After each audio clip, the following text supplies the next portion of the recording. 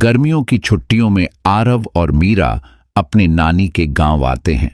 कितना अच्छा नानी का गांव है। मीरा, तुमको अच्छा लग रहा है? हाँ, बहुत अच्छा लग रहा है। चलो इस बैलगाड़ी के साथ खेलते हैं। गांव बहुत शांत और सुंदर होता है, लेकिन पास के जंगल वनवृक्ष को लेकर अजीब बातें सुनी जाती हैं। नानी रात को खाना खाते समय बच्चों को चेतावनी देती हैं। उस जंगल में मत जाना बेटा, वहां एक काली छाया अब भी जिंदा है। वह आज भी सबको डराती है और लोगों को परेशान करती है। रात के समय मीरा को एक अजीब सी आवाज सुनाई देती है।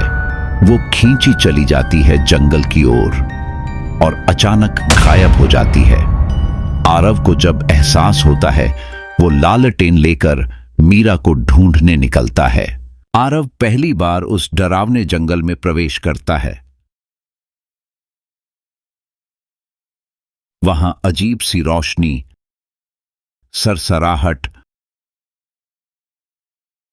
और रहस्यमयी आवाजें होती हैं। तभी अचानक एक मोटा सफेद खरगोश उसके सामने आता है। बबलू, तुम मीरा को ढूंढ रहे हो ना? मैं जानता हूँ वो कहाँ है। बबलू आरव को बताता है कि यह जंगल असल में एक जीवित जादुई जगह है और मीरा को काली छाया ने कैद कर लिया है। उसे छुड़ाने के लिए 3 रहस्यमयी द्वारों को पार करना होगा। बबलू आरव को जादुई छड़ी देता है, पर इसका उपयोग सोच समझकर करना। पहला द्वार पहेली की गुफा, दूसरा द्वार भ्रम का पुल, तीसरा द्वार सच्चाई का झरना। हर द्वार पर आरव को समझदारी, सच्चाई और बहादुरी से काम लेना पड़ता है। बबलू हर बार उसका हौसला बढ़ाता है।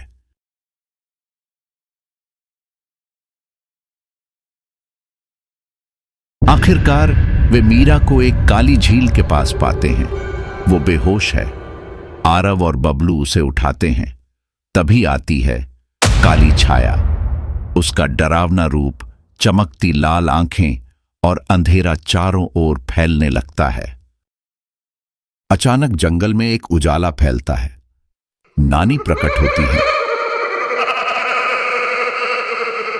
मैं वनवृक्ष की अंतिम रक्षक थी और काली छाया मेरी ही बहन है जो जादू के लालच में अंधकार बन गई। अब नानी बताती हैं कि केवल एक प्योर दिल ही काली छाया को रोक सकता है। काली छाया हमला करती है, लेकिन मीरा अब होश में आ जाती है और अपने भाई और बबलू को बचाने के लिए आगे बढ़ती है। वो काली छाया से कहती है, अगर तुम्हें सच में ताकत चाहिए तो हमें छोड़ दो और खुद को माफ कर दो।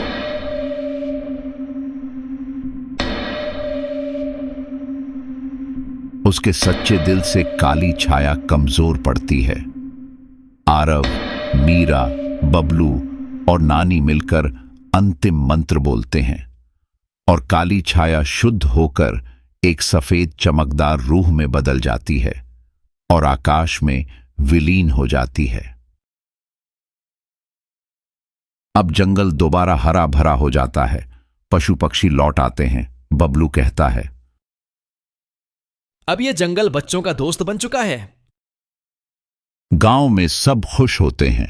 नानी सबको बताती हैं कि अब समय आ गया है कि अगली पीढ़ी वनवृक्ष की रक्षा करे।